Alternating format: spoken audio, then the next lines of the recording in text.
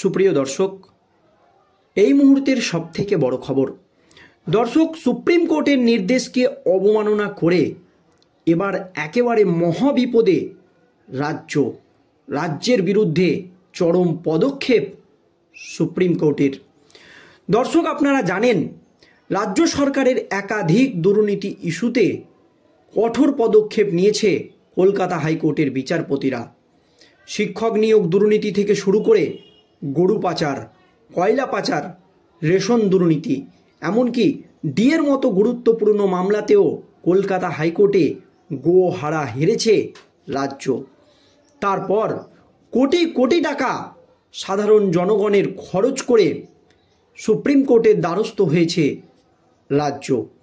26,000 চাকরি বাতিল মামলা থেকে শুরু করে ডিএর মতো গুরুত্বপূর্ণ মামলা, এছাড়াও একাধিক মামলা কিন্তু এখনও পর্যন্ত সুপ্রিম কোর্টে বিচারাধীন রয়েছে। যদিও সুপ্রিম কোর্টের প্রধান বিচারপতি পদে DY চন্দ্রচূড় থাকাকালীন একাধিক মামলায় স্বস্তি পেয়েছে রাজ্য, কিন্তু কিছুদিন আগেই সুপ্রিম কোর্টের প্রধান বিচারপতি পদ থেকে অবসর নিয়েছেন DY চন্দ্রচূড়। তারপর সুপ্রিম কোর্টের প্রধান বিচারপতি পদে বসেছেন সঞ্জীব খান্না।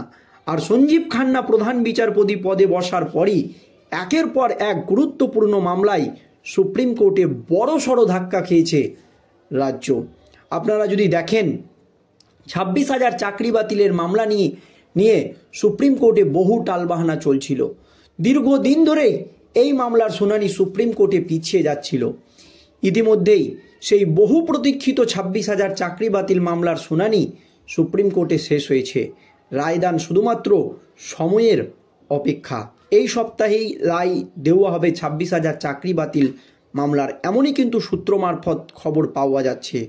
আর এই সময় সুপ্রিম কোর্টের নির্দেশকে অবমাননা করে একেবারে মহাবিপদে রাজ্যের বিরুদ্ধে চরম হুঁশিয়ারি সুপ্রিম কোর্টের বিচারপতিদের। রাজ্যকে মাত্র 10 দিনের ডেডলাইন বেঁধে দিল সুপ্রিম কোর্ট। ঠিক কি হয়েছে সুপ্রিম কোর্টে দর্শক দেখুন। গার্হস্থ্য হিংসা মামলা মানেই অত্যন্ত সংবেদনশীল একটি বিষয়। এবার এই সংক্রান্ত একটি মামলায় খুব গুরুত্বপূর্ণ মন্তব্য করল সুপ্রিম কোর্ট। আজকের দিনেও আমাদের দেশের বিভিন্ন প্রান্তে প্রতিদিন গার্হস্থ্য হিংসার শিকার হচ্ছে অসংখ্য গৃহবধূ। কেউ সাহস করে সামনে এগিয়ে এসে প্রতিবাদ জানাচ্ছে, আবার কেউ বছরের পর বছর ধরে চুপচাপ সব সহ্য করে যাচ্ছে। তবে মুদ্রার এপিঠ ওপিঠ এর মতো এক্ষেত্রেও ব্যতিক্রমী ঘটনা দেখা যায়। তাই অনেক সময় আইনের অপব্যবহার করে থাকেন কেউ, যার ফলে বিনা অপরাধে অভিযুক্ত পক্ষের পরিবারের সদস্যদের এই সংক্রান্ত মামলায় অকারণ হেনস্থার মুখে পড়তে হয়। তাই গার্হস্থ্য হিংসা মামলায় এবার সুপ্রিম কোর্টের পর্যবেক্ষণ, মূল অভিযুক্তদের পরিবারের সদস্যদের অহেতুক যুক্ত করা যাবে না। আইনের সুনির্দিষ্ট ধারায় অভিযোগ রয়েছে কিনা তা খতিয়ে দেখতে হবে। সুপ্রিম কোর্ট জানিয়েছে মামলাগুলিকে সংবেদনশীলতার সাথে দেখা উচিত। তেলেঙ্গানার একটি গার্হস্থ্য হিংসার মামলায় যখন চলছিল সেই শুনানিতে এই মন্তব্য করেছে সুপ্রিম কোর্টের 2 বিচারপতি, BV নাগরত্ন এবং N কোটেশ্বর সিংহের ডিভিশন বেঞ্চ। তেলেঙ্গানার এক মহিলা তার শ্বশুরবাড়ির বিরুদ্ধে গার্হস্থ্য হিংসার অভিযোগ তুলেছিলেন। জানা যাচ্ছে ওই মামলা থেকে অব্যাহতি চেয়ে আদালতের দ্বারস্থ হয়েছিলেন অভিযুক্ত পক্ষের পরিবারের সদস্যরা। ওই রাজ্যের উচ্চ আদালতে সেই মামলা উঠতেই তা খারিজ হয়ে যায়। তারপর শীর্ষ আদালতে পাল্টা আপিল করেন ওই মামলায় অভিযুক্ত পরিবার। সেই মামলায় অভিযুক্তের পরিবারের সদস্যদের বিরুদ্ধে ওঠা ফৌজদারি মামলা বাতিলের নির্দেশ দিয়ে এই মন্তব্য করেছে আদালত। শীর্ষ আদালতের বিচারপতি নাগরত্ন এবং ON কোটেশ্বর সিংহের ডিভিশন বেঞ্চ একটি গার্হস্থ্য হিংসা মামলার শুনানির জন্য উঠেছিল। সেখানে বিচারপতিরা মন্তব্য করেন, গার্হস্থ্য হিংসা খুব সংবেদনশীল মামলা। এই ধরনের মামলায় আবেগ ভীষণভাবে জড়িত থাকে।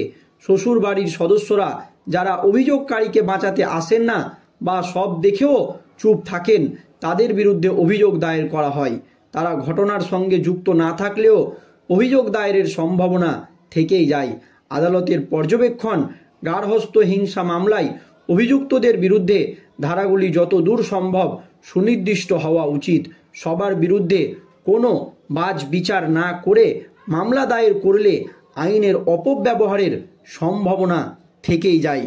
এমনই মন্তব্য সুপ্রিম কোর্টের। আর এরপরই রাজ্যকে একেবারে তুলোধনা করেন সুপ্রিম কোর্টের বিচারপতিরা। আইন প্রয়োগে ব্যর্থ রাজ্য কেন? গার্হস্থ্য হিংসার আইনের কার্যকারী প্রয়োগ সম্পর্কে হলফনামা দাখিল করতে ব্যর্থ হওয়ায় পশ্চিমবঙ্গকে জরিমানা করে সুপ্রিম কোর্ট। এই গার্হস্থ্য মামলা নিয়ে যে কার্যকরী আইন প্রয়োগ করতে হয়, সেই আইন প্রয়োগেই ব্যর্থ রাজ্য। সেই জন্যই পশ্চিমবঙ্গ সরকারকে জরিমানা করেছে supreme court. Protection of women from domestic violence act 2015 যথাযথভাবে কার্যকর হয়েছে কিনা তা জানিয়ে হলফনামা দেওয়ার নির্দেশ ছিল সুপ্রিম কোর্টে রাজ্যের বিরুদ্ধে, কিন্তু সেই হলফনামা জমা দেয়নি রাজ্য। সেই নিয়ে এই গার্হস্থ্য মামলা নিয়ে ক্ষোভ প্রকাশ করেন সুপ্রিম কোর্টের বিচারপতিরা। সেই নির্দেশ পালিত না হওয়ায় প্রতীকী জরিমানা স্বরূপ 5,000 টাকা করে দেওয়ার নির্দেশ দেওয়া হয়েছে শীর্ষ আদালতে। পশ্চিমবঙ্গ ছাড়াও জরিমানা দিতে হবে অন্ধ্রপ্রদেশ, অরুণাচল প্রদেশ, হিমাচল প্রদেশ, মধ্যপ্রদেশ, মহারাষ্ট্র, মেঘালয়, উড়িষ্যা, তেলেঙ্গানা, আসাম এবং কেন্দ্রশাসিত দাদরা, নগর হাভেলি, দমন ও দিউ, জম্মু কাশ্মীর, লাদাখ, লাক্ষাদ্বীপ। 2 সপ্তাহের ডেডলাইন বেঁধে দিয়েছে সুপ্রিম কোর্টের বিচারপতিরা।